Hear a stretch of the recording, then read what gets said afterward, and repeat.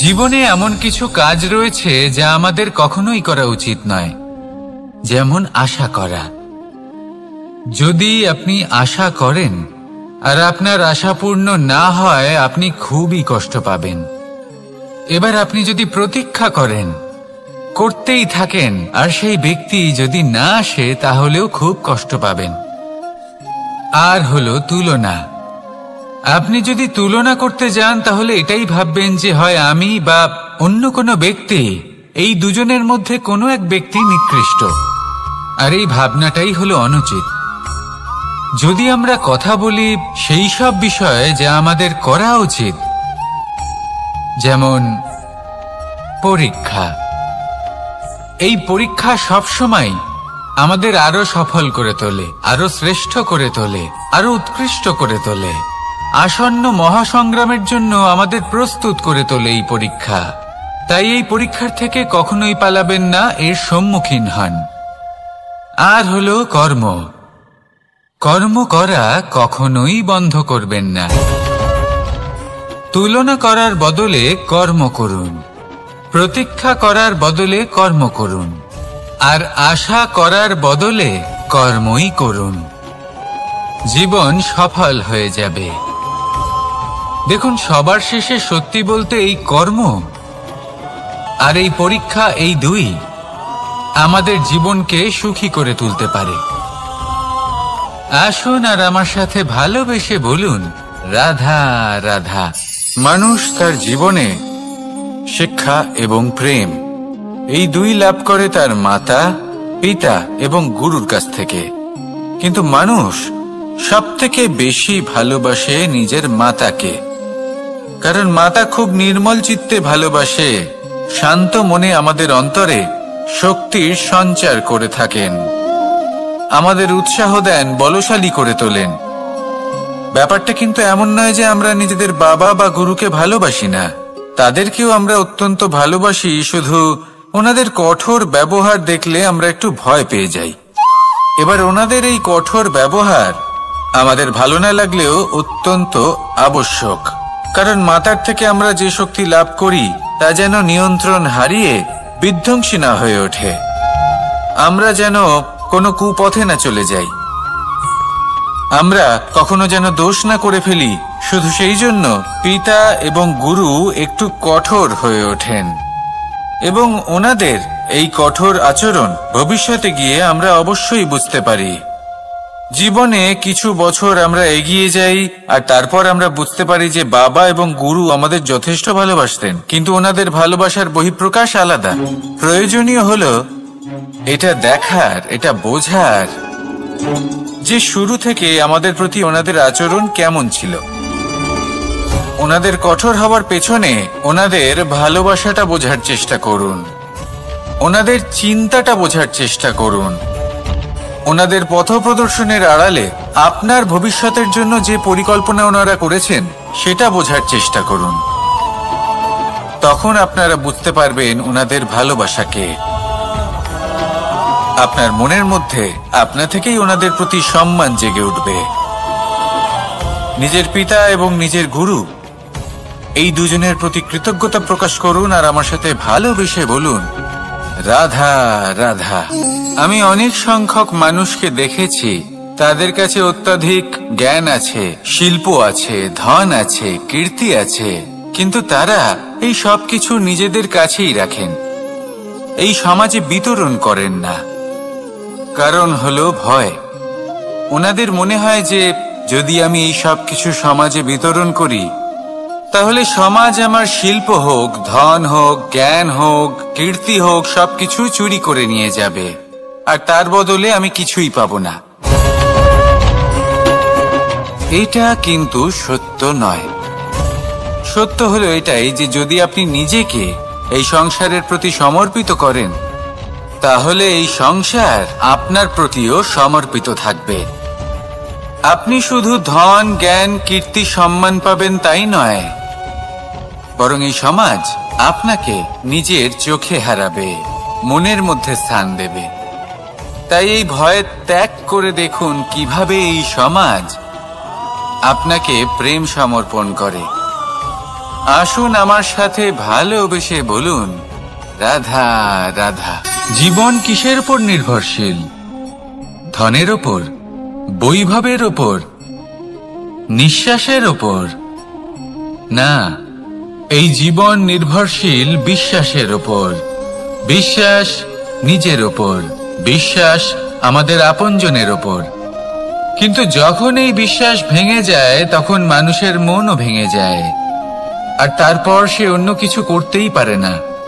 তখন কি করা যেতে পারে? 3টে কাজ আছে যা আপনি করতে পারেন।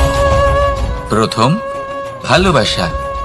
যাকে আপনি ভালোবাসেন, যারা আপনাকে ভালোবাসে, ভুল যারই হোক না কেন, তার কাছে ক্ষমা চাইতে কখনোই সংকোচ বোধ করবেন না। দ্বিতীয় হলো বিশ্বাস। যারা আপনাকে ভালোবাসেন, আপনাকে বিশ্বাস করেন, তাদের বিশ্বাস কখনো ভাঙবেন না। তৃতীয় হলো আশা। যারা আপনাকে ভালোবাসেন, আপনাকে বিশ্বাস করেন, তাদের আশা আপনার সাথে জড়িত। তাদের থেকে কখনো কিচ্ছু লুকোবেন না। এই 3টে কাজ করুন, আর এই জীবন সুপ্রসন্ন হয়ে বলবে, রাধা রাধা। মানুষের জীবনে 2 ধরনের আবেগ থাকে যা চিরকাল তার সাথে বসবাস করে। প্রথম, স্বপ্ন। দ্বিতীয়, অজুহাত। মানুষ হাজার হাজার স্বপ্ন দেখতে পারে। আমাকে এই কাজ করতে হবে, আমাকে ওখানে ঘুরতে যেতে হবে, আমার জীবনে এই অসম্ভব কাজ বাস্তবায়িত করে দেখাতে হবে, আদি ইত্যাদি। এবার ঠিক যেমন স্বপ্ন দেখেন, সেইভাবে অজুহাতও খুঁজে নিয়ে আসেন। আমি এই স্বপ্ন পূরণ করতে পারলাম না, কারণ আমাকে কেউ সাহায্যই করল না, কারণ আমি দুর্বল হয়ে পড়েছিলাম, কারণ আমার কাছে সময়ই ছিল না, আদি ইত্যাদি। এবার সাফল্য এবং অসফলতার মাঝখানে এই ধরনের সংঘর্ষ হতে থাকে। সাফল্য তখন লাভ করা সম্ভব যখন আপনার স্বপ্ন আপনার অজুহাতের থেকে অনেক বড় হয়, আর অসফলতা তখন পাবেন যখন আপনার অজুহাত আপনার স্বপ্নের থেকে অনেক বড় হয়। আপনি যদি সাফল্য লাভ করতে চান, তাহলে চেষ্টা করতে থাকুন, পরিশ্রম করুন। যদি অসফল হন, তাহলে ভয়ভীত হওয়ার কোনো প্রয়োজন নেই। নিজের ভুল বুঝুন, তাকে শুধরে নিন, আবার চেষ্টা করুন। কিন্তু যদি নিজের জীবনে অজুহাত নিয়ে আসেন, তখন স্বপ্ন কখনো পূরণ হবে না। আসুন আমার সাথে ভালোবেসে বলুন, রাধা রাধা। ভয়ের সাথে আমরা সবাই পরিচিত, কষ্ট আমরা সবাই পেয়েছি। কখনো কখনো আমরা অসুস্থ হয়ে পড়ি, আর এমন সময় হলে মাতার মমতা, কখনো বাবার স্নেহ, কখনো বন্ধুদের পাশে থাকার অনুভূতি আমাদের রোগ নিরাময়ে সাহায্য করে। কখনো যদি আমরা নিরাশ হয়ে পড়ি, তখন যদি আমাদের কোনো আপনজন আমাদের 2টো ভালো কথা বলে, তখন আমাদের মনোবল বেড়ে যায়। ঠিক তেমন সংসারের এই রঙ্গমঞ্চে যদি আপনি পীড়িত অনুভব করেন, কিছু শুভ কথা আলোচনা করুন, কিছু স্তুতি গান করুন, কিছু মুহূর্তের জন্য হলেও নিজের ইষ্টদেবের কথা স্মরণ করুন আর প্রার্থনা করুন। সাহস বাড়বে, শক্তিও বৃদ্ধি পাবে, এবং সামনে এগিয়ে চলার পথও দেখতে পাবেন। তখন এই মন প্রসন্ন হয়ে বলবে, রাধা রাধা। কখনো কখনো অন্ধকারের সাথে লড়াই করার জন্য আমরা প্রদীপ জ্বালাই। এতে প্রথমে সলতে রাখি, তারপর তেল ঢালি, তারপর আগুন জেলে এটা প্রজ্বলিত করি। তারপর একটা সময় আসে যখন এই প্রদীপ নিভে যায়। কারণটা কি? কারণ কি এটা যে প্রদীপের প্রকাশমান হওয়ার ক্ষমতা সমাপ্ত হয়েছে? না, এই যে আগুন আমরা দেখতে পাচ্ছি, এই আগুনের জন্য যে শক্তির প্রয়োজন হয় তা আসে এই তেল থেকে। যদি এই তেল সমাপ্ত হয়ে যায়, তাহলে এই প্রকাশ তাও সমাপ্ত হয়ে যায়। আর আমাদের জীবনে এই তেল হলো আমাদের কর্ম, আর এই আগুন আর এর দ্বারা উৎপন্ন হওয়া প্রকাশ আমাদের ভাগ্য। যত আমাদের কর্ম ক্ষীণ হতে থাকবে, আমাদের ভাগ্য সৌভাগ্য কোথাও না কোথাও লুপ্ত হয়ে যাবে। যে উজ্জ্বল ভবিষ্যৎ আমরা চাইছি তা কখনো লাভ করতে পারবো না যদি কর্ম না করি। ঠিক যেমন তেল ছাড়া অগ্নি উৎপন্ন হয় না, তেমনি কর্ম ছাড়া সৌভাগ্য হয় না। আর যেমন কর্ম তেমন ভাগ্য। তাই সব সময় কর্ম করতে থাকুন, কর্ম করা থামাবেন না। আর আমার সাথে ভালোবেসে বলুন, রাধা রাধা। জীবনে তিনটি বিষয় আছে, তিনটি বস্তু আছে, তারা যেন আপনাকে কখনো বশে না করে নিতে পারে। প্রথম হলো ধন। ধন যতক্ষণ আপনি ব্যবহার করতে থাকেন, যতক্ষণ তা আপনার কাজে আসছে, ততক্ষণ ঠিক আছে, এই ধন আপনার কাছে অমৃত। কিন্তু যখন এই ধন আপনাকে ব্যবহার করতে শুরু করে, বুঝে যাবেন যে আপনার পতনের সময় শুরু হয়েছে। দ্বিতীয় বিষয়, ফেলে আসা অতীত। যাই করুন, আপনি অতীত পাল্টাতে পারবেন না, আর এই সত্যিটা আপনিও জানেন। কিন্তু তাও এর বশবর্তী আমরা হয়ে পড়ি। আর যখন তাই হয়, তখন এই সংসারে আমরা যেখানেই যাই না কেন, যত বড়ই সুখ লাভ করি না কেন, সেই সব আমাদের কাছে তিক্ত বলে মনে হয়। তৃতীয় বিষয়, আপনার আশেপাশের মানুষ। ভিন্ন ভিন্ন ধরনের মানুষ হয়, যাদের চিন্তা ভাবনা এবং দৃষ্টিভঙ্গি ভিন্ন ভিন্ন প্রকারের। যদি এদের বশবর্তী আপনি হয়ে পড়েন, তাহলে কেউ বলবে এটা করো, এটা ভালো। কেউ বলবে এটা করো না, ওটা করো, ওটা ভালো কাজ। কেউ বলবে এই দুটোই করো না, অন্য কিছু করো। এই কথাগুলিতে আপনি এতটাই জড়িয়ে পড়বেন যে আপনি লক্ষ্যভ্রষ্ট হয়ে পড়বেন। তাই এই তিন বিষয় থেকে সাবধানে থাকবেন। যদি কোনো কিছু বশ করতে হয়, তাহলে আপনাকে বশ করতে হবে আপনার আজকে, নিজের বর্তমানকে। এটা খুব প্রয়োজনীয়। এটা ভাববেন যে এই সময়ের সদ্ব্যবহার আমি কিভাবে করব, সময়কে শাসন কিভাবে করব, ওই কর্ম কিভাবে করব যাতে ভবিষ্যতে কখনো আমার আফসোস না হয়, বরং এই সংসার আমাকে নিয়ে গর্ব করবে, সেই কর্ম করুন। আর যখন আপনি এটা শিখে নেবেন, তখন আপনি নিজেই নিজেকে প্রকৃত অর্থে ভাগ্যশালী করে তুলবেন। আসুন আমার সাথে ভালোবেসে বলুন, রাধা রাধা। অনেক সময় আমরা কারোর নীরবতাকে তার দুর্বলতা ভেবে বসি। হতেই পারে সেই ব্যক্তি উত্তর দিতে চাইছেন না, হতে পারে অন্য কোনো কারণ আছে যা আমরা বুঝতেই পারছি না। সেই জন্য তাকে দুর্বল ভেবে নেওয়া অনুচিত। দেখতে গেলে এই বিশাল সমুদ্র এও কিন্তু নীরব, শান্ত হয়।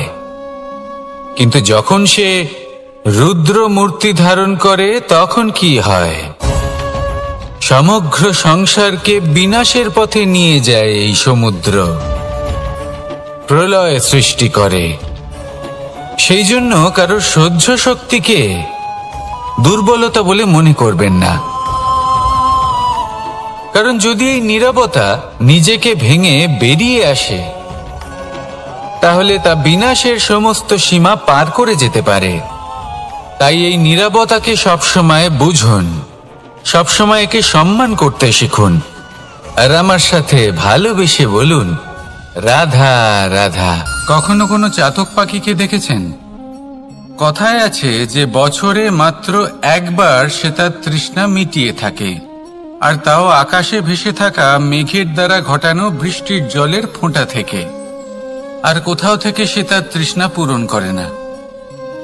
সারা বছর সে নিদারুণ গরম সহ্য করে, তীব্র শীতও সহ্য করে, শুধু এই আশা নিয়ে যে বছরে একবার অন্তত সেই মেঘের ঘন ঘটা হবে, বৃষ্টি হবে, আর সে তার তৃষ্ণা নিবারণ করবে। এটা আসলে কি? এটা আসলে বিশ্বাস। সেই বিশ্বাস যে বছরে একবার সেই মেঘ আসবে তৃষ্ণা নিবারণ করতে। যেমন দেখুন, একটা সূর্যমুখী ফুল সারা রাত অন্ধকারের সাথে যুদ্ধ করে, কারণ তার বিশ্বাস যে ভোরবেলায় সূর্য তাকে অবশ্যই দর্শন দেবেন। সেটাও বিশ্বাস ছিল যার উপর ভরসা করে মনু একটা নৌকা নিয়ে বেরিয়ে পড়েছিলেন এবং সমস্ত সৃষ্টিকে প্রলয়ের হাত থেকে বাঁচিয়েছিলেন।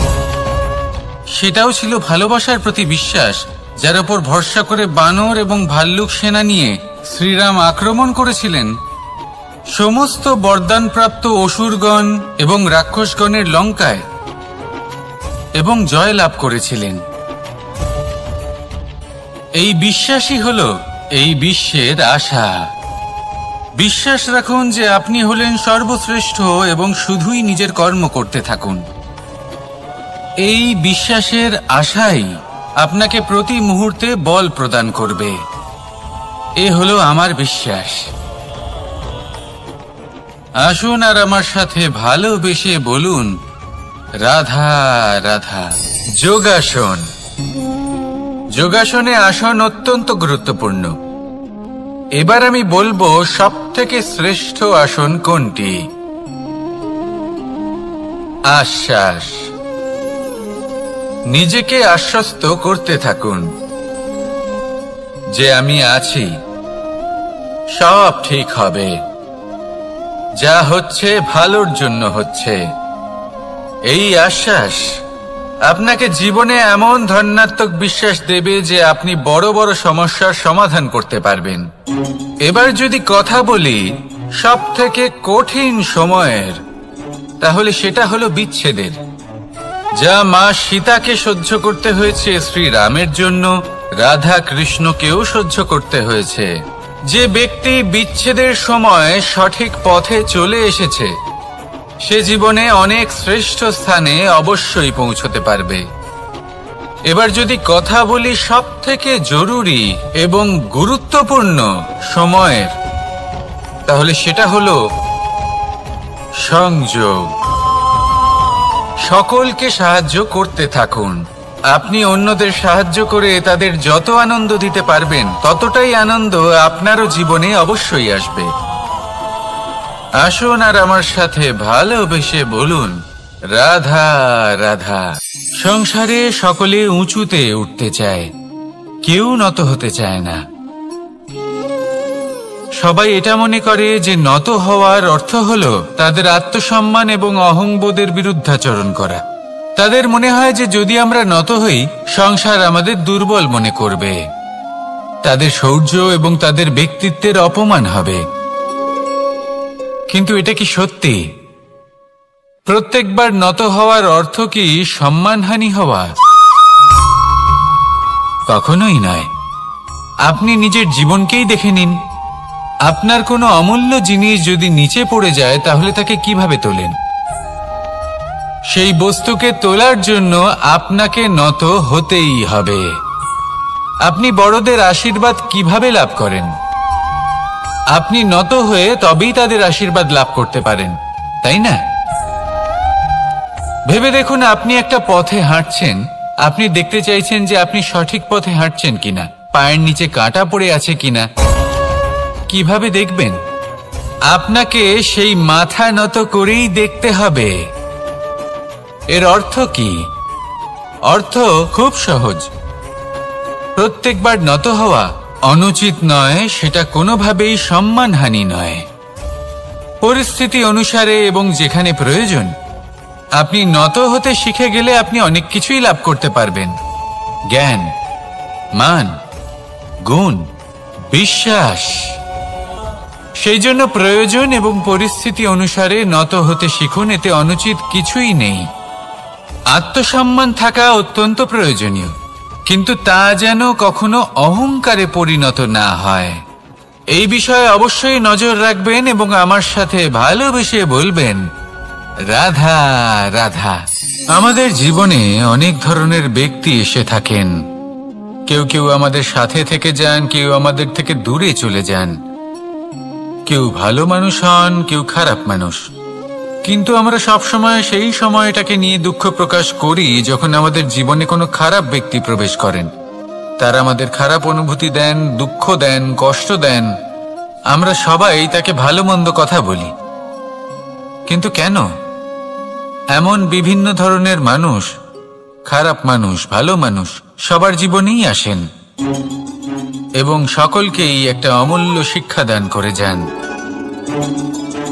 এবার আপনি নিজেই ভেবে দেখুন, জীবনে যখন প্রথমবার আপনি আগুন স্পর্শ করেছিলেন তখন আপনি একটা শিক্ষা লাভ করেছিলেন যে আমাকে আগুনের থেকে একটু দূরে থাকতে হবে। তারপর আস্তে আস্তে আপনি শিখলেন যে কিভাবে এই আগুনকে নিয়ন্ত্রণে রাখতে হবে। তারপর আপনি শিখলেন যে কিভাবে নিজের জীবনে তাকে প্রয়োগ করতে হবে, তা সে অন্ধকারে প্রকাশ লাভ করার জন্য হোক বা খাবার বানানোর জন্য। সেইভাবেই কোনো খারাপ ব্যক্তি যখন আপনার জীবনে আসে কোনো শিক্ষা দিয়ে যান, তার প্রতি কৃতজ্ঞ থাকুন। তার বিষয় খারাপ ভাবার বা খারাপ অনুভূতি নিয়ে থাকার কোনো প্রয়োজন নেই। সেই শিক্ষা লাভ করুন, ইতিবাচক মনোভাব নিয়ে জীবনের সামনে এগোতে থাকুন। কেউ নেই যিনি আপনাকে বাধা দিতে পারেন। আসুন আমার সাথে ভালোবেসে বলুন, রাধা রাধা। জীবনে সাফল্য লাভ করতে হলে মানুষকে উচিত পথে চলতে হবে, কিন্তু তার থেকেও বেশি গুরুত্বপূর্ণ হলো এটা বোঝা যে সেই পথে চলতে চলতে কখন আমাদের দাঁড়াতে হবে আর কখন আমাদের চলতে হবে। এই শিক্ষা অত্যন্ত গুরুত্বপূর্ণ।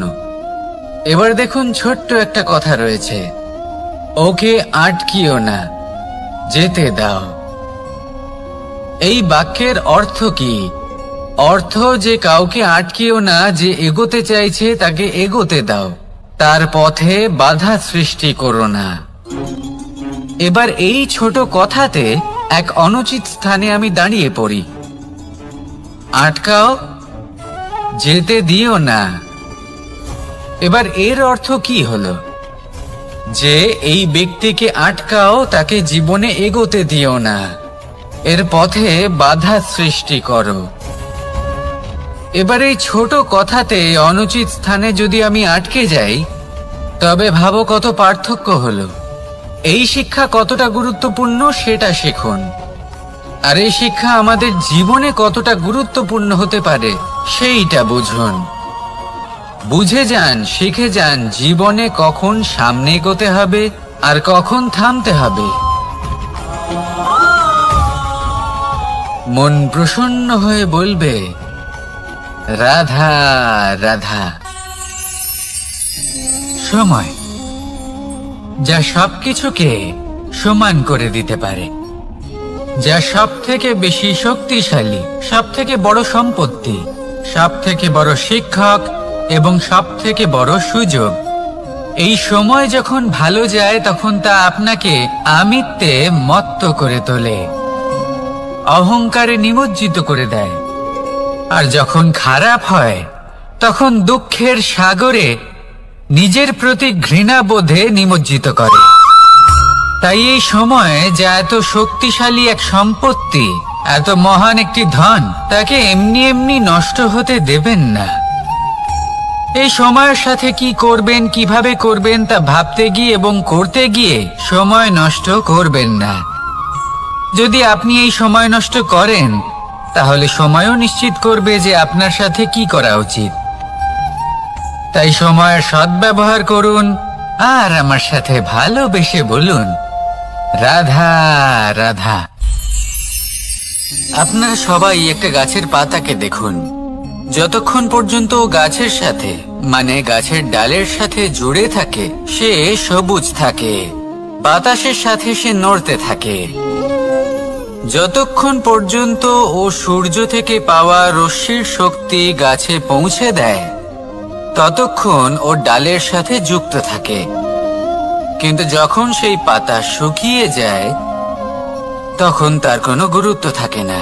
সেই পাতা গাছের ডালে এবং বৃক্ষের কাছে বোঝা হয়ে থেকে যায়। এবং এমন এক সময় আসে যখন সেই ডালটি শুকনো সেই পাতাকে পরিত্যাগ করে। এটাই আমরা এই প্রকৃতিতে দেখি এবং এটাই হলো সত্য। আর এটাই আমাদের জীবনে খুব বড় একটা শিক্ষা। যদি আপনিও নিজের জীবনে নিজের আপনজনদের কাছে বোঝা স্বরূপ হয়ে দাঁড়ান, তাহলে তারা আপনাকে যতই ভালোবাসুক না কেন ওনারা যদি নাও চান তাহলেও এমন এক দিন আসবে যখন আপনার আপনজন আপনাকে পরিত্যাগ করবে। সেই জন্য সবসময় আত্মনির্ভর হয়ে ওঠার চেষ্টা করুন। নিরন্তর পরিশ্রম করতে থাকুন, কারোর উপর বোঝা হয়ে থাকবেন না, বরং তার সাথে মিলে দায়িত্ব পালন করুন। এমনটা করবেন তাহলে আপনার সম্মানও বজায় থাকবে এবং সম্পর্কের মধ্যে আপনার মূল্যও বজায় থাকবে। আসুন আর আমার সাথে ভালোবেসে বলুন, রাধা রাধা। ঈশ্বর আসলে কে? সংসারের বেশিরভাগ মানুষের কাছে ঈশ্বর হলেন এই সংসারের রচয়িতা, পালনকর্তা। কারোর কাছে উনি জ্ঞাতা, কারোর কাছে উনি হলেন আস্থার প্রতীক, আবার কারোর জন্য শুধুমাত্র অন্ধবিশ্বাস। কিন্তু এই ঈশ্বর কি কোনো শরীর, নাকি একটা বোধ, নাকি শুধুই শ্রদ্ধা? ঈশ্বর হলেন তিনি যিনি হলেন আপনার ইষ্ট। সেই জন্যই তো গুরু, মাতা, পিতা এনাদেরও ঈশ্বরই বলা হয়েছে। যাদেরকে আমরা ঈশ্বর বলে মনে করি, যারা আমাদের ইষ্ট, তারা আমাদের একটি পথ দেখান, একটি দিকে চালিত করেন। সেই পথে চলে আপনি শুভ কর্ম করতে পারেন। আর যখন কোনো ব্যক্তি তার ঈশ্বরের আদেশ পালন করেন, তখন সে নিজে থেকেই শুভ পথে অগ্রসর হয়ে যান। বেশ কয়েকজন মানুষ ঈশ্বরের ওপর আস্থা রাখেন এবং ভাবেন যে অনুচিত কোনো কাজ করা উচিত নয়, ঈশ্বর দেখছেন।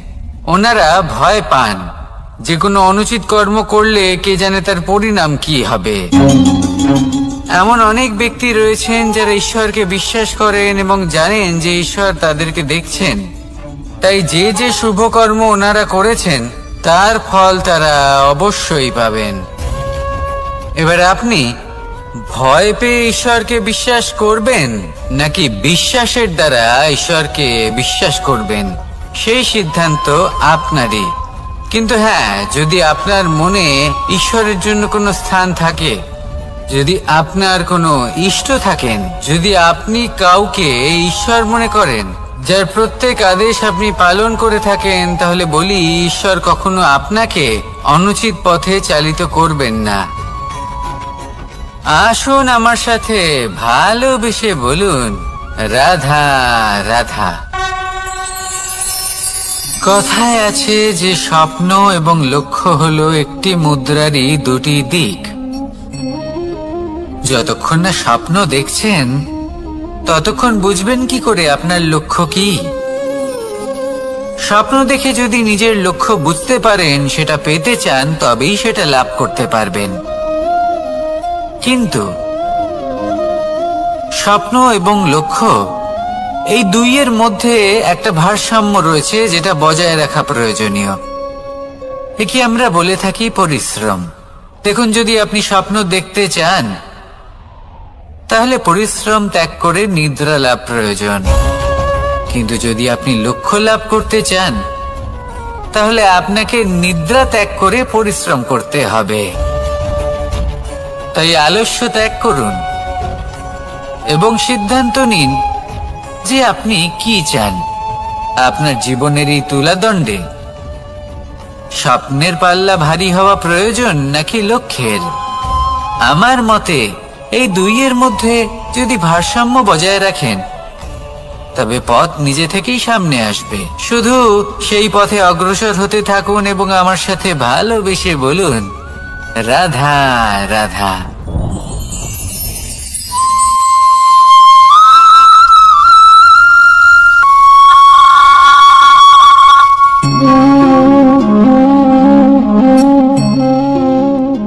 মোহনের বাঁশির এই সুর, এই সঙ্গীত কার না পছন্দ হয়? সবারই খুব ভালো লাগে। এবার এই সুর আসে কোথা থেকে? কেউ বলবেন কৃষ্ণের হৃদয় থেকে। সত্য কথা, এই সুর হৃদয় থেকে নির্গত হয় এবং প্রকট হয় এই বাঁশি থেকে। এই বাঁশিটাকে দেখুন, এই ছিদ্রগুলি দেখুন, প্রত্যেকটা সুর থেকে নিজস্ব একটা স্বর নির্গত হয়। এবার যে ব্যক্তি এই সমস্ত সুর এবং স্বর বুঝতে পারেন, এতে নিপুণ, তিনি এই বাঁশির দ্বারা যে সুর নির্গত করবেন তা তো মধুর অবশ্যই হবে। এবার জীবনের সাথেও কিছুটা এরকমই ঘটে। জীবনের কিছু নীতি থাকে, অর্থ, কুটুম্ব এবং আধ্যাত্মিক। যদি জীবনের প্রত্যেকটা মুহূর্ত সুখময় হয় এরকম আপনি চান, তাহলে এই তিনটি নীতিতে আপনাকে নিপুণ হতে হবে। কোনো একটি বিশেষ নীতির প্রতি যদি আপনি বেশি ঝুঁকে পড়েন, তাহলে বাকি দুই নীতি থেকে যা সুখ লাভ করা সম্ভব তা পারবেন না। ধন অর্জন করতে হবে পরিবারের জন্য, পরিবারের সুখ মনের শান্তির জন্য, মনে শান্তির প্রয়োজন মনের শুদ্ধতার জন্য। যখন এই মন শুদ্ধ হবে, জীবন শুদ্ধ হবে, পবিত্র হবে, সুন্দর হবে এবং ভালোবেসে বলবে, রাধা রাধা। আমি রথে যাত্রা করি, তাতে বারবার পথে থামি আর দেখি যে আমি অনুচিত দিকে যাচ্ছি না তো, আমি উচিত পথেই যাচ্ছি তো। কারণটা কি? কারণ হলো যাতে আমি পথভ্রষ্ট না হয়ে যাই। জীবনযাত্রাতেও এটাই প্রয়োজন। জীবনযাত্রায় ভোগ বিলাসের পথে হারিয়ে যাওয়া খুব সহজ। বারবার থেমে আপনাকে দেখতে হবে, নিজেকে কিছু প্রশ্ন করতে হবে। আমি কি আজ সেই কর্মই করছি যেটা আমি করতে চেয়েছিলাম? আমি কি আজ সেই জীবন যাপন করছি যেমন আমি যাপন করতে চেয়েছিলাম? যদি এই প্রশ্নগুলোর উত্তর হ্যাঁ হয়, তাহলে এগোতে থাকুন, নয়তো থেমে যান এবং বিচরণ করুন। মনে রাখবেন, এই সংসার অত্যন্ত জটিল আর এতে হারিয়ে যাওয়া অত্যন্ত সরল। সেই জন্য নিজে থেকে বারবার থামা এবং জীবন চিন্তন করা অত্যন্ত আবশ্যক। তাহলে সেটাই করুন আর আমার সাথে ভালোবেসে বলুন, রাধা রাধা। এই সংসারে যখনই দুজন মানুষ একত্রিত হয়ে কোনো সমস্যার বিষয়ে আলোচনা করেন, তখন হয় সবার শেষে কোনো না কোনো সমাধান বের করেন বা কোনো না কোনো বিবাদ করেন। এই বিবাদ হলো মনুষ্য জীবনের সব থেকে বড় ঝামেলা, সব থেকে বড় সমস্যা। ভেবে দেখুন, এই বিবাদ কেন হয়? তখনই হয় যখন বার্তালাপ ঠিকমতো হয় না। আর বার্তালাপ ঠিকমতো কেন হয় না? কারণ বেশিরভাগ সময় মানুষ একটাই ভুল করে বসে, সামনের মানুষের কথা শোনেন কিন্তু তার উত্তর দেবার জন্য, তার কথার মর্ম বোঝার জন্য নয়। কিন্তু যেদিন থেকে, যে মুহূর্ত থেকে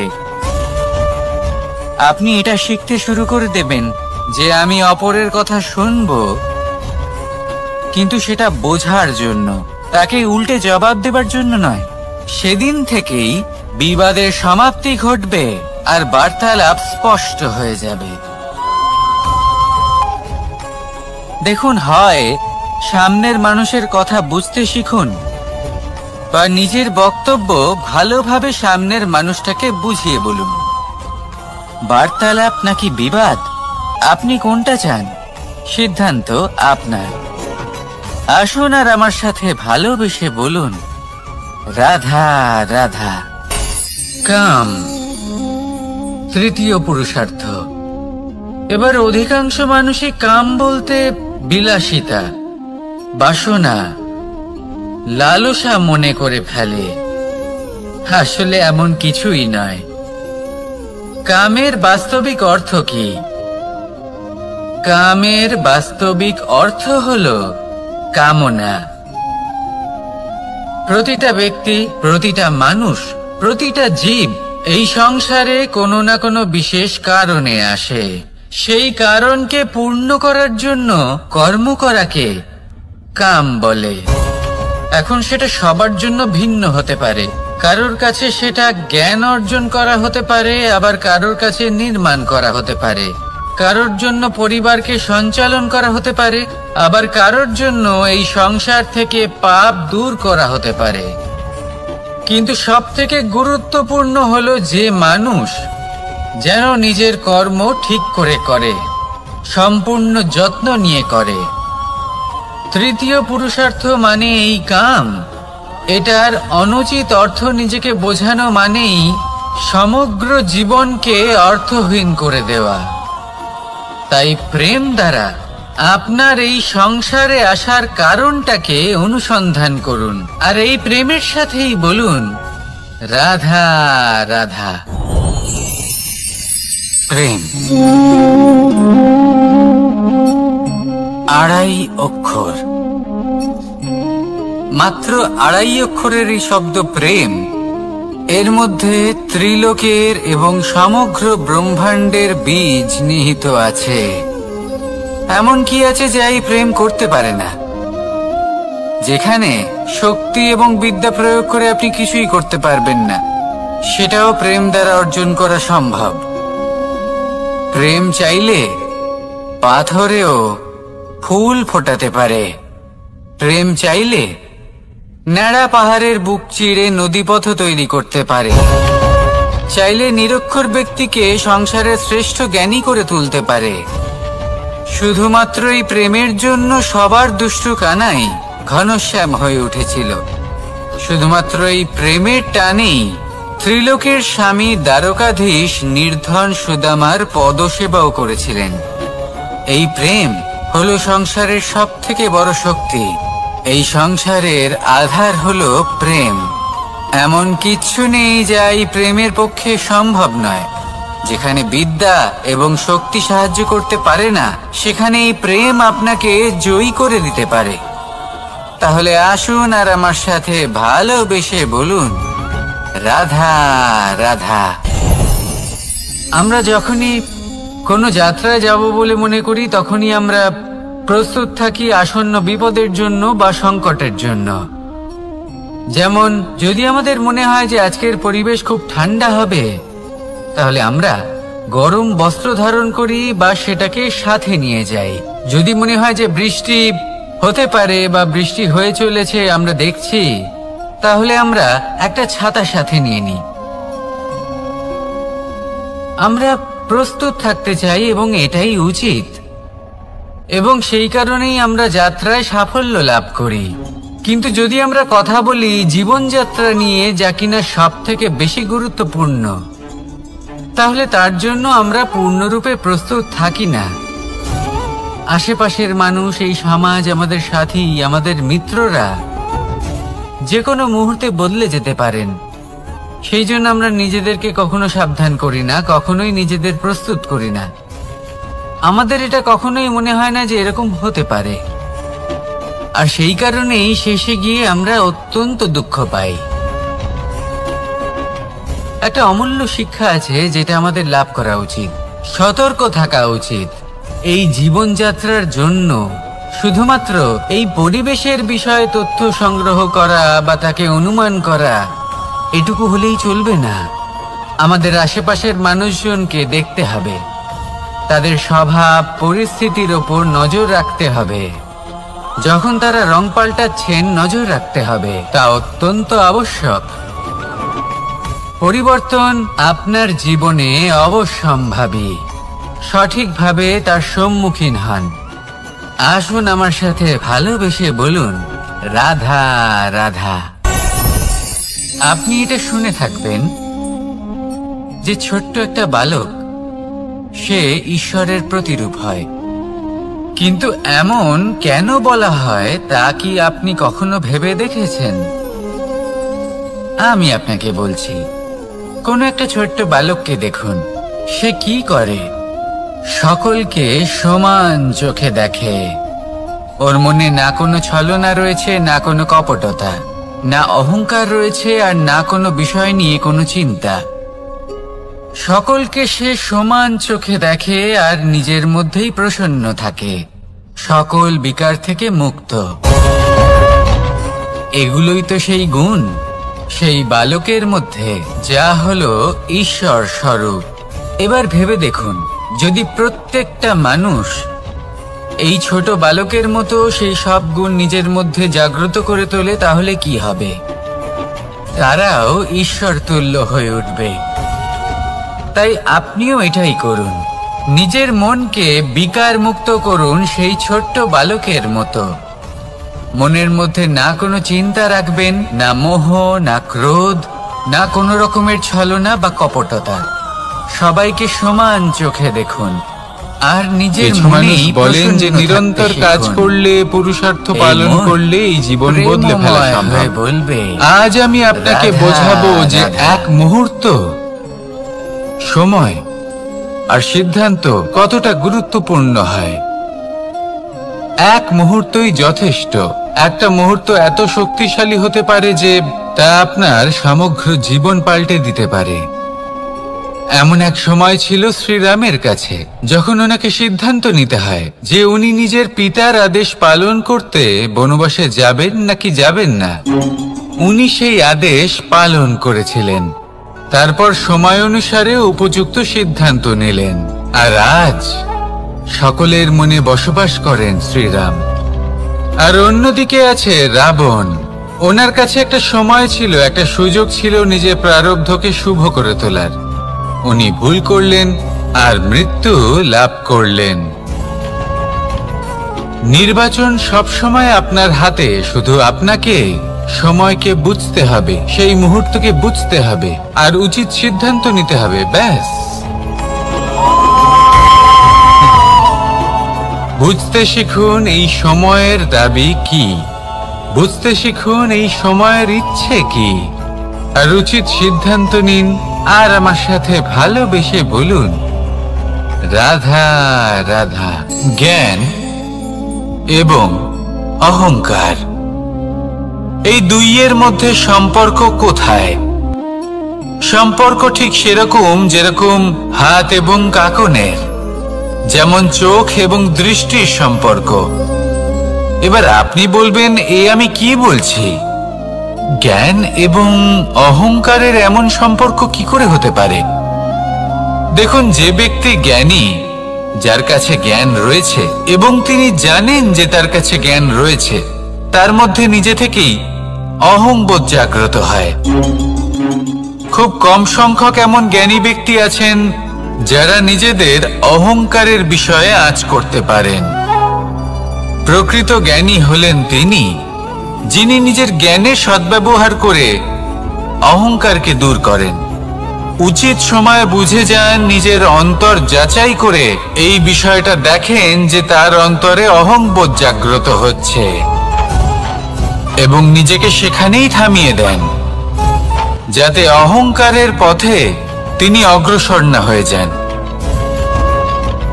এই অহংকার কখন উচিত, কখন অনুচিত, কখন প্রয়োগ করা উচিত, উচিত নয়, কখন বাধা দেওয়া উচিত, এটা শেখা অত্যন্ত প্রয়োজনীয়। আর যদি এটা আপনি শিখতে পারেন, তাহলে আপনি একজন জ্ঞানীও হয়ে উঠবেন এবং সুখীও থাকবেন। তাই মনে রাখবেন, এই জ্ঞান নিয়ে কখনোই অহংকার করবেন না, বরং সবসময় নিজের অহংবোধের বিষয়ে প্রকৃত ধারণা রাখবেন। আসুন আমার সাথে ভালোবেসে বলুন, রাধা রাধা। আমাদের জীবনে 7 ধরনের সুখ আছে, আর সেগুলো লাভ করার জন্য আমরা অত্যন্ত প্রচেষ্টা করি। কিন্তু কোনো প্রচেষ্টা করার পূর্বে তা কিভাবে করব সেটা বোঝা খুব প্রয়োজন, আর সেখানেই আমরা ভুল করে থাকি। যে কাজটা আমাদের পরে করা উচিত, সেটাই আমরা আগে করে বসি। আপনাকে স্পষ্ট করে বোঝাই, প্রত্যেক সুখের সাথে 2টি ক্রিয়া জড়িত থাকে। এবার যখন আমরা ধনের কথা বলি, তখনও 2টি ক্রিয়া জুড়ে থাকে। প্রথম ক্রিয়া হলো ধন অর্জন করা, দ্বিতীয় ক্রিয়া হলো ধনের ব্যবহার করা। আর জীবনে ধনের ব্যবহার করার পূর্বে ধন কিভাবে অর্জন করতে হয় তা শেখা অত্যন্ত প্রয়োজনীয়। আমরা মন্দিরে যাই, ভগবানের আরাধনা করি, তার জন্য পুজো করি, ওনাকে প্রসন্ন করতে চাই, কিন্তু তার আগে ভগবানের ওপর আস্থা রাখা প্রয়োজনীয়। যদি আপনার অটল বিশ্বাস থাকে তবেই আপনি প্রকৃত ভক্ত হয়ে উঠতে পারবেন। এবার যদি আপনি বক্তা হয়ে থাকেন, শ্রেষ্ঠ বক্তা হতে চান, এই সংসারের সামনে নিজের বক্তব্য রাখতে চান, তাহলে কথা বলার পূর্বে কথা শুনতে শিখুন। তবেই আপনি একজন শ্রেষ্ঠ বক্তা হয়ে উঠতে পারবেন। জীবনে সম্পর্ক স্থাপন করার আগে সম্পর্ক বজায় রাখতে শিখুন। তবেই আপনি একজন প্রকৃত সাথী হয়ে উঠবেন। জীবনে পরাজয় মানার পূর্বে বিজয়ী হওয়ার চেষ্টা কিভাবে করতে হয় সেটা শিখুন। তবেই আপনি একজন নিপুণ ব্যক্তি হয়ে উঠবেন। অন্তিম এবং সবথেকে গুরুত্বপূর্ণ কথা, জীবনে ভালোবাসা লাভ করার পূর্বে ভালোবাসা প্রদান করতে শিখুন। তবেই আপনি একজন প্রকৃত প্রেমী হয়ে উঠবেন। আসুন আমার সাথে ভালোবেসে বলুন, রাধা রাধা। এই সংসারের সব থেকে বড় যুদ্ধ কোনটা? দেবসুরের যুদ্ধ যা অনেক বছর ধরে চলেছিল, নাকি রাম রাবণের যুদ্ধ, নাকি মহাভারত? না, সংসারের সব থেকে বড় যুদ্ধ হলো সেইটা যা নিজের সাথে লড়া হয়, নিজের মনের সাথে লড়া হয়, নিজের অন্তরের সাথে লড়া হয়। এটাই সব থেকে বড় যুদ্ধ। এবার নিজেই দেখুন আপনার সব থেকে বড় শত্রুকে। আপনার স্বার্থ, আপনার কামনাগুলি, আপনার অহংকারগুলি, যা আপনাকেই নষ্ট করে দেয়। যদি এদের ওপর আপনি বিজয় লাভ করতে পারেন, তাহলে ধরে নিন এই সংসারে সবার ওপরে আপনি বিজয় লাভ করতে পারবেন। এই সংসারে কেউ আপনাকে পরাজিত করতে পারবে না, কিন্তু তার জন্য প্রয়োজন অনুভূতির। অনুভূতি ভালোবাসার, অনুভূতি অনুপ্রেরণার। যে ব্যক্তি ভালোবাসতে পারেন এবং প্রেরণা দিতে পারেন, তিনি চিরকাল জয়লাভ করতে পারেন। নিজের কাছে ভালোবাসার এক অস্ত্র রাখুন আর প্রেরণার এক ঢাল।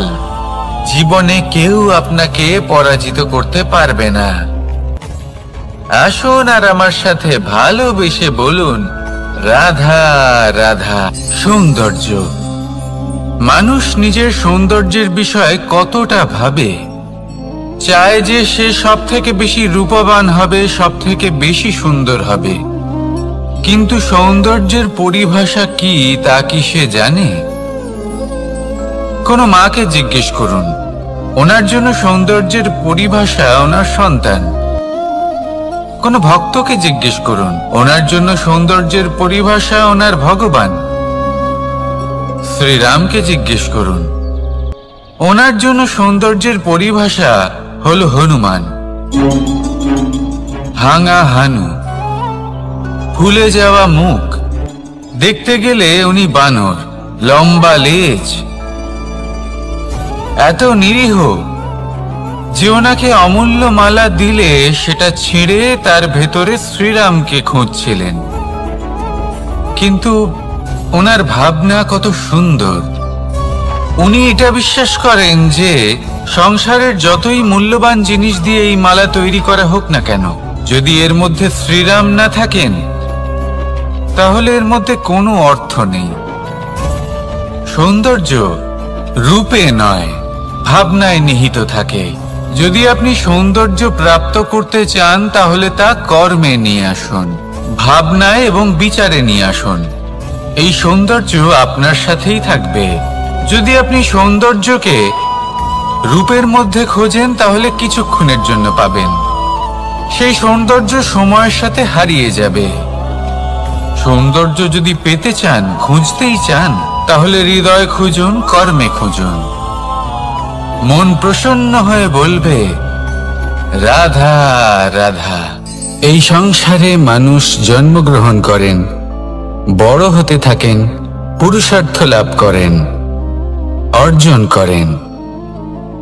অর্জন করা আসলে কি? বেশিরভাগ মানুষ বলেন অর্জন করা অর্থাৎ ধন সম্পত্তি অর্জন করা।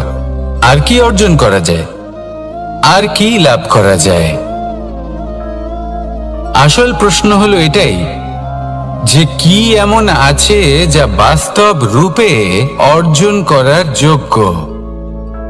তা হলো ব্যবহার, জ্ঞান এবং সন্তোষ। কেন? কারণ আপনি যখন এই সংসার ছেড়ে চলে যাবেন, তখন আপনার ধন সম্পত্তি আপনাকে বিদায় জানাতে আসবে না। আপনাকে বিদায় জানাতে আসবে আপনার আপনজন, যাদের সাথে আপনার সুসম্পর্ক ছিল। সমগ্র সংসারে সহস্র মানুষ ধন অর্জন করে থাকেন। শ্রেষ্ঠ মানুষ হলেন তিনি যিনি ব্যবহার, জ্ঞান এবং সন্তোষ অর্জন করে থাকেন, একে সকলের মধ্যে বিতরণ করেন। তাই এটাই করুন আর আমার সাথে ভালোবেসে বলুন, রাধা রাধা। সেই কখন থেকে এই পুস্তকটিকে দেখছি, কিন্তু এর থেকে আমি কোনো জ্ঞান লাভ করতেই পারছি না। এবার আপনি বলবেন যে আজ কেমন বিচিত্র কথা বলছি আমি। যদি এই পুস্তক থেকে আমাকে জ্ঞান লাভ করতে হয়, তাহলে শুধুই তাকিয়ে থাকলে হবে না। আমাকে এই পুস্তককে খুলতে হবে, পড়তে হবে, তাকে বুঝতে হবে, তবেই তো জ্ঞান প্রাপ্তি হবে। বড়ই সহজ একটা ব্যাপার, কিন্তু একে যাপন করা অত্যন্ত কঠিন, তাই না? আপনি নিজেকেই দেখে নিন। আপনার কাছে অনেক জ্ঞান রয়েছে।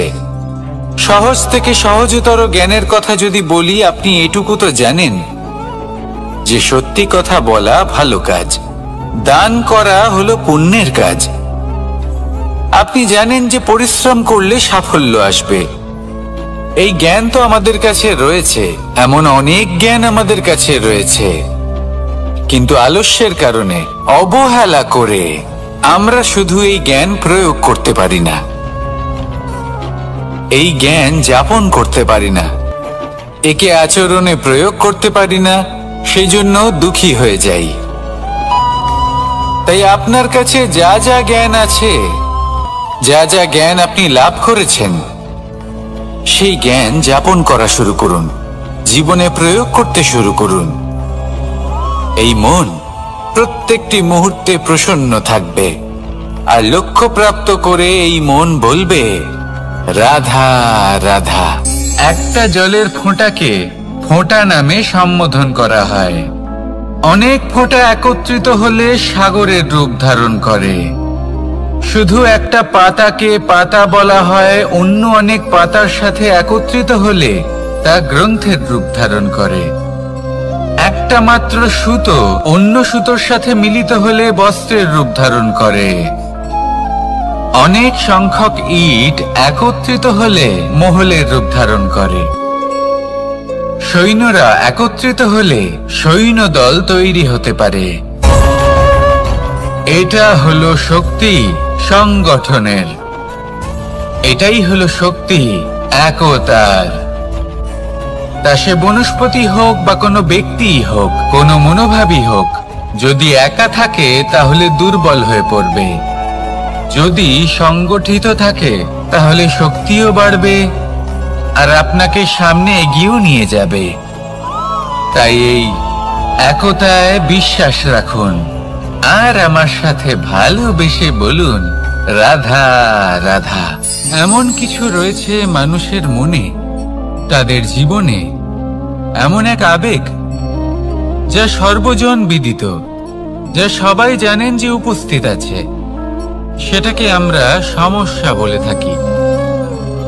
এমনিতে আমরা সকলেই জানি যে এমন কোনো গৃহ নেই যেখানে মৃত্যুর ছায়া পড়েনি, এমন কোনো বৃক্ষ নেই যার দ্বারা ওষুধ তৈরি সম্ভব নয়,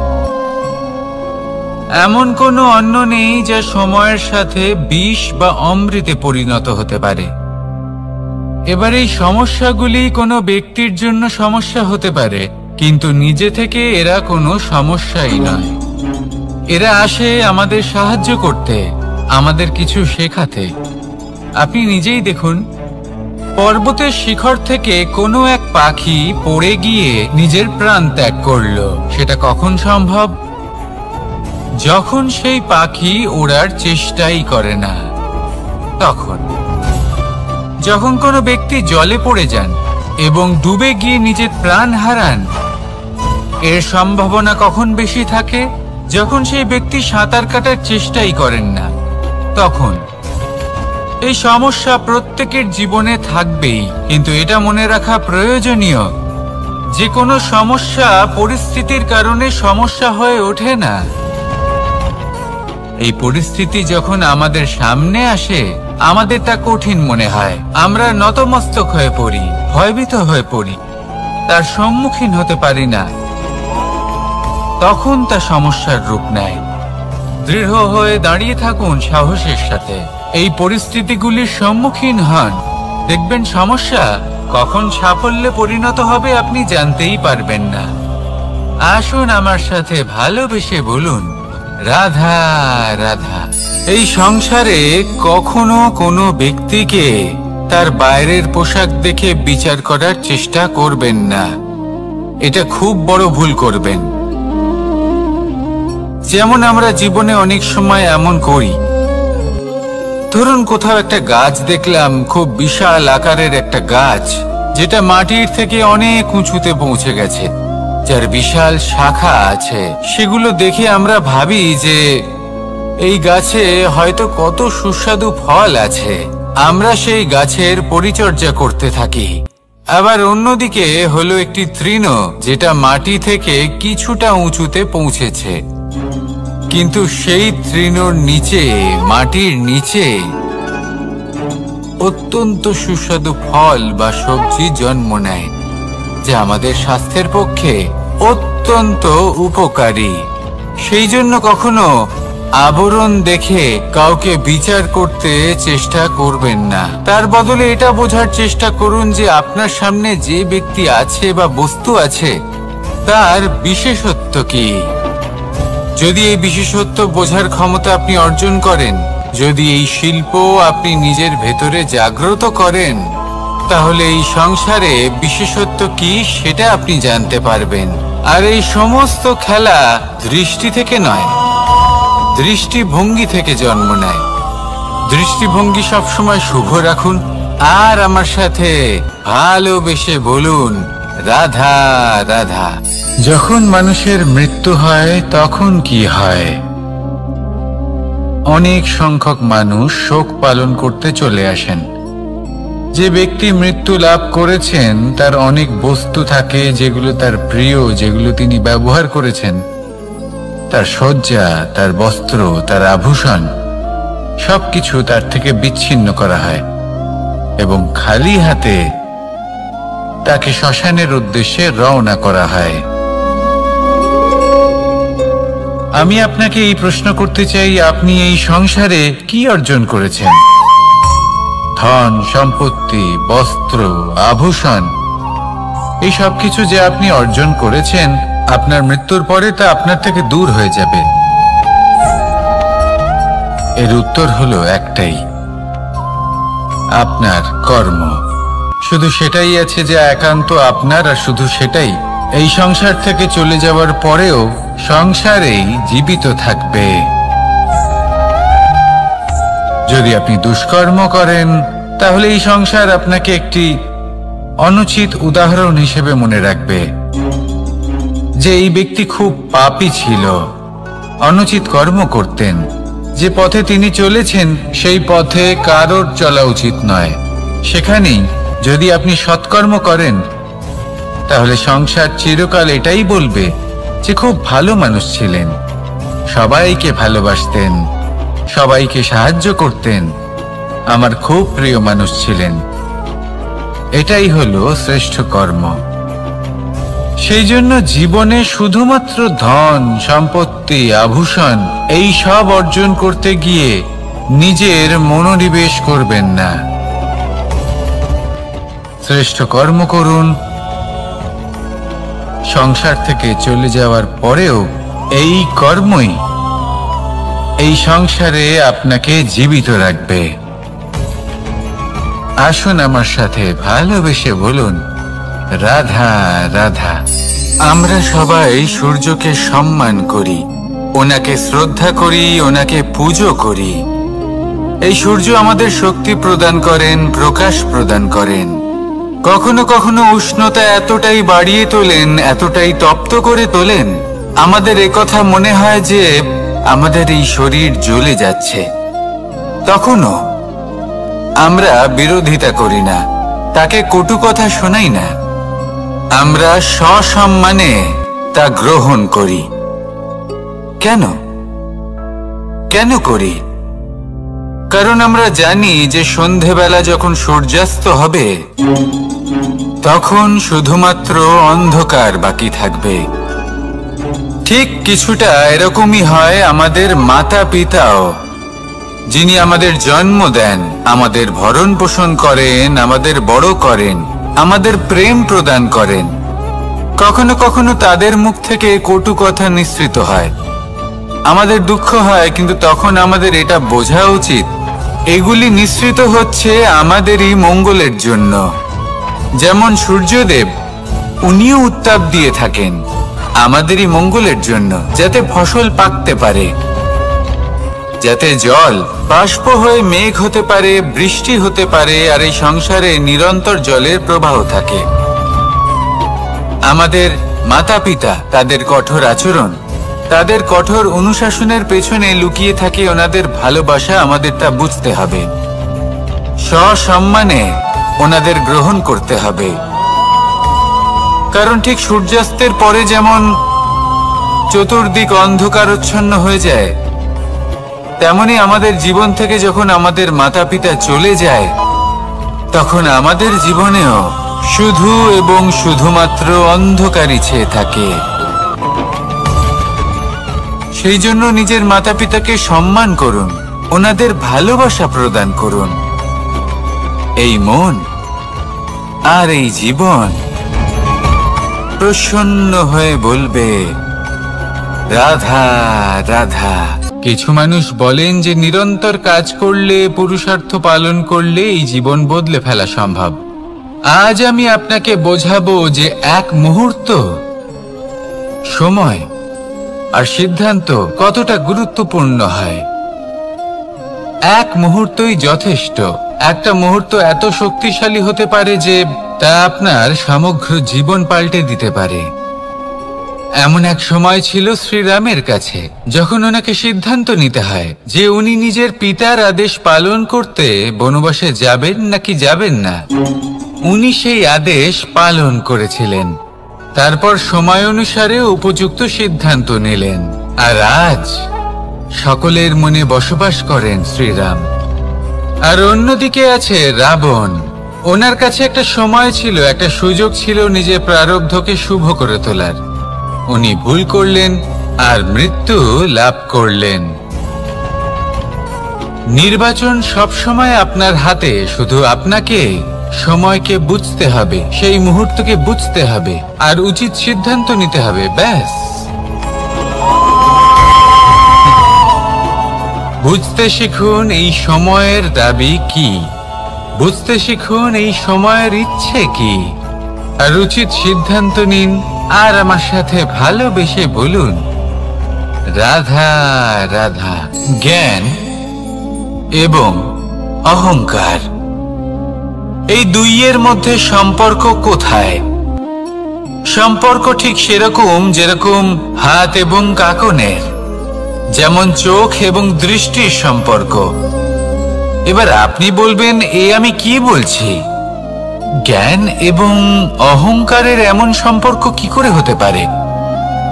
দেখুন, যে ব্যক্তি জ্ঞানী, যার কাছে জ্ঞান রয়েছে এবং তিনি জানেন যে তার কাছে জ্ঞান রয়েছে, তার মধ্যে নিজে থেকেই অহংবোধ জাগ্রত হয়। খুব কম সংখ্যক এমন জ্ঞানী ব্যক্তি আছেন যারা নিজেদের অহংকারের বিষয়ে আঁচ করতে পারেন। প্রকৃত জ্ঞানী হলেন তিনি যিনি নিজের জ্ঞানের সদ্ব্যবহার করে অহংকারকে দূর করেন, উচিত সময় বুঝে যান, নিজের অন্তর যাচাই করে এই বিষয়টা দেখেন যে তার অন্তরে অহংবোধ জাগ্রত হচ্ছে এবং নিজেকে সেখানেই থামিয়ে দেন, যাতে অহংকারের পথে তিনি অগ্রসর না হয়ে যান। এই অহংকার কখন উচিত, কখন অনুচিত, কখন প্রয়োগ করা উচিত, উচিত নয়, কখন বাধা দেওয়া উচিত, এটা শেখা অত্যন্ত প্রয়োজনীয়। আর যদি এটা আপনি শিখতে পারেন, তাহলে আপনি একজন জ্ঞানীও হয়ে উঠবেন এবং সুখীও থাকবেন। তাই মনে রাখবেন, এই জ্ঞান নিয়ে কখনোই অহংকার করবেন না, বরং সবসময় নিজের অহংবোধের বিষয়ে প্রকৃত ধারণা রাখবেন। আসুন আমার সাথে ভালোবেসে বলুন, রাধা রাধা। আমাদের জীবনে 7 ধরনের সুখ আছে, আর সেগুলো লাভ করার জন্য আমরা অত্যন্ত প্রচেষ্টা করি। কিন্তু কোনো প্রচেষ্টা করার পূর্বে তা কিভাবে করব সেটা বোঝা খুব প্রয়োজন, আর সেখানেই আমরা ভুল করে থাকি। যে কাজটা আমাদের পরে করা উচিত সেটাই আমরা আগে করে বসি। আপনাকে স্পষ্ট করে বোঝাই, প্রত্যেক সুখের সাথে 2টি ক্রিয়া জড়িত থাকে। এবার যখন আমরা ধনের কথা বলি, তখনও 2টি ক্রিয়া জুড়ে থাকে। প্রথম ক্রিয়া হলো ধন অর্জন করা, দ্বিতীয় ক্রিয়া হলো ধনের ব্যবহার করা। আর জীবনে ধনের ব্যবহার করার পূর্বে ধন কিভাবে অর্জন করতে হয় তা শেখা অত্যন্ত প্রয়োজনীয়। আমরা মন্দিরে যাই, ভগবানের আরাধনা করি, তার জন্য পুজো করি, ওনাকে প্রসন্ন করতে চাই, কিন্তু তার আগে ভগবানের ওপর আস্থা রাখা প্রয়োজনীয়। যদি আপনার অটল বিশ্বাস থাকে, তবেই আপনি প্রকৃত ভক্ত হয়ে উঠতে পারবেন। এবার যদি আপনি বক্তা হয়ে থাকেন, শ্রেষ্ঠ বক্তা হতে চান, এই সংসারের সামনে নিজের বক্তব্য রাখতে চান, তাহলে কথা বলার পূর্বে কথা শুনতে শিখুন। তবেই আপনি একজন শ্রেষ্ঠ বক্তা হয়ে উঠতে পারবেন। জীবনে সম্পর্ক স্থাপন করার আগে সম্পর্ক বজায় রাখতে শিখুন, তবেই আপনি একজন প্রকৃত সাথী হয়ে উঠবেন। জীবনে পরাজয় মানার পূর্বে বিজয়ী হওয়ার চেষ্টা কিভাবে করতে হয় সেটা শিখুন, তবেই আপনি একজন নিপুণ ব্যক্তি হয়ে উঠবেন। অন্তিম এবং সবথেকে গুরুত্বপূর্ণ কথা, জীবনে ভালোবাসা লাভ করার পূর্বে ভালোবাসা প্রদান করতে শিখুন, তবেই আপনি একজন প্রকৃত প্রেমী হয়ে উঠবেন। আসুন আমার সাথে ভালোবেসে বলুন, রাধা রাধা। এই সংসারের সবথেকে বড় যুদ্ধ কোনটা? দেবসুরের যুদ্ধ যা অনেক বছর ধরে চলেছিল, নাকি রাম রাবণের যুদ্ধ, নাকি মহাভারত? না, সংসারের সবথেকে বড় যুদ্ধ হলো সেইটা যা নিজের সাথে লড়া হয়, নিজের মনের সাথে লড়া হয়, নিজের অন্তরের সাথে লড়া হয়। এটাই সবথেকে বড় যুদ্ধ। এবার নিজেই দেখুন আপনার সবথেকে বড় শত্রুকে। আপনার স্বার্থ, আপনার কামনাগুলি, আপনার অহংকারগুলি, যা আপনাকেই নষ্ট করে দেয়। যদি এদের ওপর আপনি বিজয় লাভ করতে পারেন, তাহলে ধরে নিন এই সংসারে সবার উপরে আপনি বিজয় লাভ করতে পারবেন। এই সংসারে কেউ আপনাকে পরাজিত করতে পারবে না, কিন্তু তার জন্য প্রয়োজন অনুভূতির। অনুভূতি ভালোবাসার, অনুভূতি অনুপ্রেরণার। যে ব্যক্তি ভালোবাসতে পারেন এবং প্রেরণা দিতে পারেন, তিনি চিরকাল জয় লাভ করতে পারেন। নিজের কাছে ভালোবাসার এক অস্ত্র রাখুন আর প্রেরণার এক ঢাল। জীবনে কেউ আপনাকে পরাজিত করতে পারবে না। আসুন আর আমার সাথে ভালোবেসে বলুন, রাধা রাধা। সৌন্দর্য। মানুষ নিজের সৌন্দর্যের বিষয়ে কতটা ভাবে, চায় যে সে সব থেকে বেশি রূপবান হবে, সব থেকে বেশি সুন্দর হবে। কিন্তু সৌন্দর্যের পরিভাষা কি তা কি সে জানে? কোনো মাকে জিজ্ঞেস করুন, ওনার জন্য সৌন্দর্যের পরিভাষা ওনার সন্তান। কোনো ভক্তকে জিজ্ঞেস করুন, ওনার জন্য সৌন্দর্যের পরিভাষা ওনার ভগবান। শ্রীরামকে জিজ্ঞেস করুন, ওনার জন্য সৌন্দর্যের পরিভাষা হলো হনুমান। ভাঙা হানু, ফুলে যাওয়া মুখ, দেখতে গেলে উনি বানর, লম্বা লেজ, এত নিরীহ যে ওনাকে অমূল্য মালা দিলে সেটা ছিঁড়ে তার ভেতরে শ্রীরামকে খুঁজছিলেন। কিন্তু ওনার ভাবনা কত সুন্দর। উনি এটা বিশ্বাস করেন যে সংসারের যতই মূল্যবান জিনিস দিয়ে এই মালা তৈরি করা হোক না কেন, যদি এর মধ্যে শ্রীরাম না থাকেন তাহলে এর মধ্যে কোনো অর্থ নেই। সৌন্দর্য রূপে নয়, ভাবনায় নিহিত থাকে। যদি আপনি সৌন্দর্য প্রাপ্ত করতে চান তাহলে তা কর্মে নিয়ে আসুন, ভাবনায় এবং বিচারে নিয়ে আসুন। এই সৌন্দর্য আপনার সাথেই থাকবে। যদি আপনি সৌন্দর্যকে রূপের মধ্যে খোঁজেন তাহলে কিছুক্ষণের জন্য পাবেন, সেই সৌন্দর্য সময়ের সাথে হারিয়ে যাবে। সৌন্দর্য যদি পেতে চান, খুঁজতেই চান, তাহলে হৃদয় খুঁজুন, কর্মে খুঁজুন। মন প্রসন্ন হয়ে বলবে রাধা রাধা। এই সংসারে মানুষ জন্মগ্রহণ করেন, বড় হতে থাকেন, পুরুষার্থ লাভ করেন, অর্জন করেন। অর্জন করা আসলে কি? বেশিরভাগ মানুষ বলেন অর্জন করা অর্থাৎ ধন সম্পত্তি অর্জন করা। আর কি অর্জন করা যায়? আর কি লাভ করা যায়? আসল প্রশ্ন হলো এটাই যে কি এমন আছে যা বাস্তব রূপে অর্জন করার যোগ্য। তা হলো ব্যবহার, জ্ঞান এবং সন্তোষ। কেন? কারণ আপনি যখন এই সংসার ছেড়ে চলে যাবেন তখন আপনার ধন সম্পত্তি আপনাকে বিদায় জানাতে আসবে না। আপনাকে বিদায় জানাতে আসবে আপনার আপনজন, যাদের সাথে আপনার সুসম্পর্ক ছিল।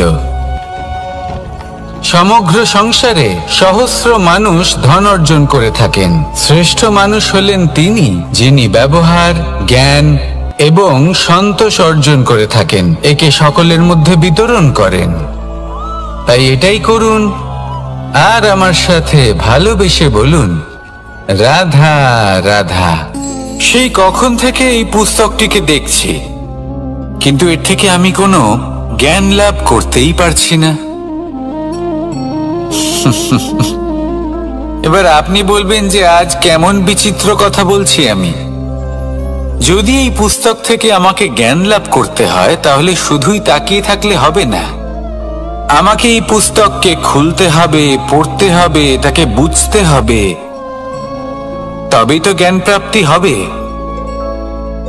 বড়ই সহজ একটা ব্যাপার, কিন্তু একে যাপন করা অত্যন্ত কঠিন, তাই না? আপনি নিজেকেই দেখে নিন। আপনার কাছে অনেক জ্ঞান রয়েছে। সহজ থেকে সহজতর জ্ঞানের কথা যদি বলি, আপনি এটুকু তো জানেন যে সত্যি কথা বলা ভালো কাজ, দান করা হলো পুণ্যের কাজ। আপনি জানেন যে পরিশ্রম করলে সাফল্য আসবে।